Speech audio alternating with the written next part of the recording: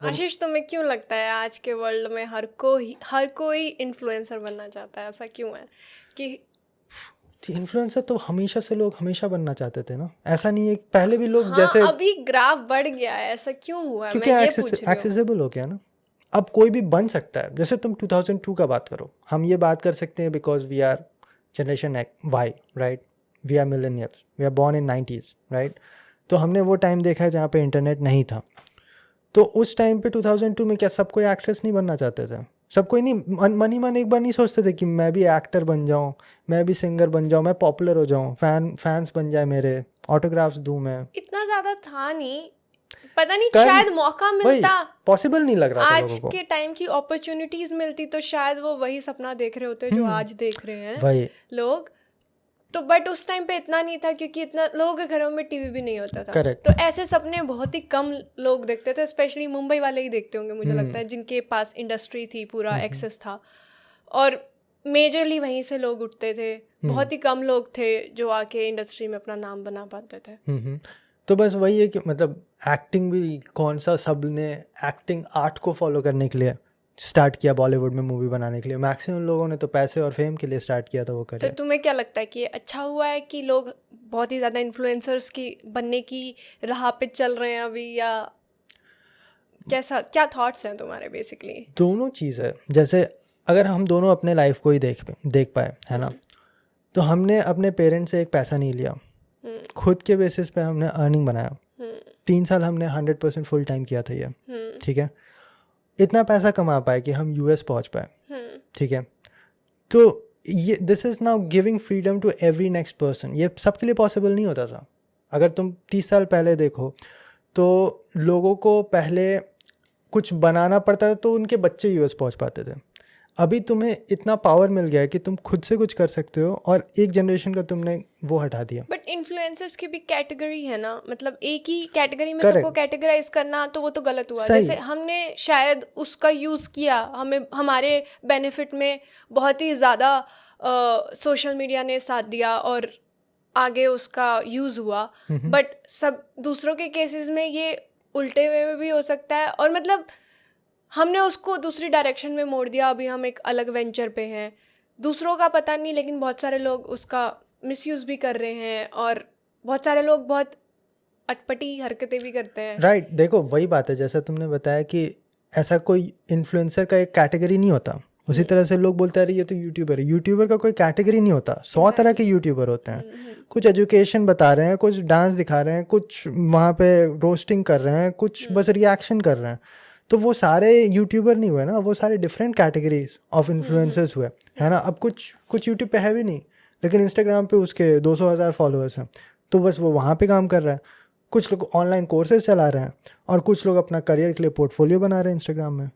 नहीं, मतलब मेरा कहने का मतलब ये था कि अभी भी जैसे कुछ लोग हैं, उसको वो इतना ज़्यादा सीरियस ले रहे हैं कि वो अपनी बेसिक एजुकेशन भी पूरी नहीं कर रहे हैं। राइट। तो मैं बस यही बोल रहा हूँ कि किसी भी चीज़ में इंसान तरह तरह के होते हैं, तो कोई भी पावर अगर मिलेगा उसे, तो वो तरह तरह से यूज़ होगा या मिसयूज़ होगा, वो डिपेंड करता है इंसान पे। बस बात ये है कि आज हमें ये एक लाइव प्लेटफॉर्म पे दिख रहा है सबके सामने, in a way that it is recorded forever. ये भी चीज़ बहुत लोग नहीं समझ पा रहे अभी, लेकिन it is recorded for ever. तुम्हारे बच्चे देखेंगे तुम क्या कर रहे हो अभी, वो नहीं जाने वाला कहीं पे भी। मत सोचो कि वो हट जाएगा, इट इज़ इरेजेबल। जो तुमने कर दिया वो कर दिया। जैसे मैंने बोला, हमने 3 साल किया 100% फुल टाइम। मैं ज़्यादा फेस पे था, लेकिन बैकग्राउंड तुमने पूरा देखा ही है। लेकिन हमने कभी भी कोई क्रिंज काम नहीं किया। हमने एक थंबनेल नहीं बनाया जो क्लिकबेट था। तो वो डिपेंड करता है ना कि तुम किस तरह से कर रहे हो। हमने ना बनाने की कोशिश की थी एक में, लेकिन हम जैसे टाइप किया ना, हमने टाइप बैक कर दिया बिल्कुल, और लगा कि नहीं, ये हम नहीं है, ये हमसे नहीं हो पाएगा। राइट। तो वो वही मैं बोल रहा हूँ, ये इंसान पे डिपेंड करता है। अब सबसे बड़ा प्रॉब्लम ये हो गया सोशल मीडिया के साथ कि जिनके पास कोई भी काम नहीं था, कुछ भी नहीं कर पा रहे थे, ये स्पेशली ये 2017, 18, 19 के टाइम पे हो रहा था, जब यूट्यूब में एक्चुअली कोई ब्रांड बनाने का स्कोप नहीं था, उतना पैसा कमाने का नहीं था। एक टाइम पे तो यूट्यूब मोनेटाइज भी नहीं था। तो जिसके पास कुछ भी नहीं था, उसे दिखा कि चलो यही कर लेते हैं, और फिर उसने पहले जमा लिया वहाँ पे और एक ऑडियंस बेस बना लिया, और वो अभी जाके इन्फ्लुएंसर बन गया, और वो अब यूथ को इन्फ्लुएंस कर रहे हैं। तो मुझे लगता है will it take a toll on the industry sector and maybe later on in any sector which kind of sorry मैं ये इंग्लिश में कन्वर्ट हो गया, कोई बात नहीं, चलता है। तो मुझे लगता है कि ये एक it will take a toll किसी भी इंडस्ट्री पे, स्पेशली जहाँ पे लेबर की ज़रूरत होती थी या इन सब चीज़ों की ज़रूरत होती थी, क्योंकि अब बेसिकली इसके थ्रू भी लोग बहुत अर्न कर रहे हैं। राइट।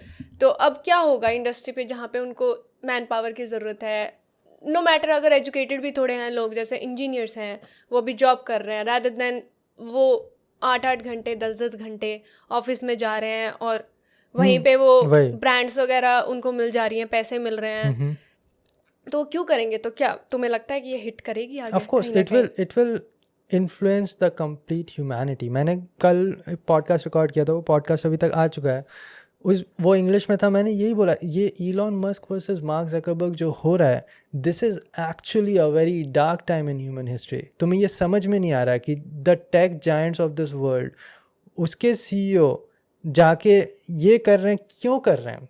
चैरिटी के लिए कर रहे हैं। उनके पास पैसे कम है चैरिटी में देने के लिए, वो नहीं दे सकते। अगर their net worth is in billions, वो क्यों कर रहे हैं? They want to be in news, they have to be like always in the talks. उनके ऊपर भी बॉस है ना, क्योंकि अगर वो न्यूज़ में नहीं रहेंगे तो may be someone else will replace them. अरे उनके ऊपर कौन बॉस है? एक बार इसरो में मेरा एक दोस्त है उबैद, उसका नाम लूँगा क्योंकि मैं उसके थॉट्स को अभी यहाँ पे रेफ़र कर रहा हूँ, तुम जानती हो उसे। एक बार मैं उससे बात कर रहा था कि मतलब तुम्हारे ऊपर बॉस है, अपना खुद का कंपनी बनाओ, तो फिर उसने बोला उसके ऊपर भी बॉस है। फिर मैं हमारी बात ऐसे चली कि फिर तो भाई पॉलिटिशियन बनना पड़ेगा, PM है, उसके ऊपर कोई बॉस नहीं है। बोला उसके ऊपर जनता है बॉस।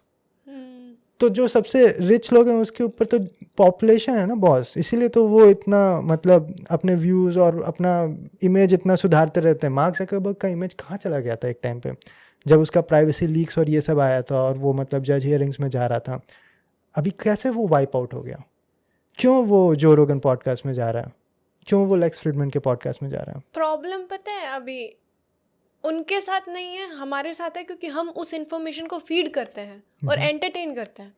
जैसे कि मैं कुछ अभी इंडियन मीडिया को देख रही थी, मैं काफ़ी बीच बीच में देखती हूँ जस्ट टू सी कि हाँ क्या हो रहा है, और मैं हमेशा आशीष को दिखाती हूँ कि देखती हूँ ओ माय गॉड ये क्या हो रहा है, मतलब पता है किस चीज़ पे व्यूज़ आ रहे हैं, लोग कुछ भी अटपटे हरकतें कर रहे हैं। बेसिकली हर कोई यूनिक बनने के चक्कर में बहुत ही ऑकवर्ड चीज़ें कर रहा है और बहुत ही वियर्ड चीज़ें कर रहा है, और उसको हम लोग देख भी रहे हैं।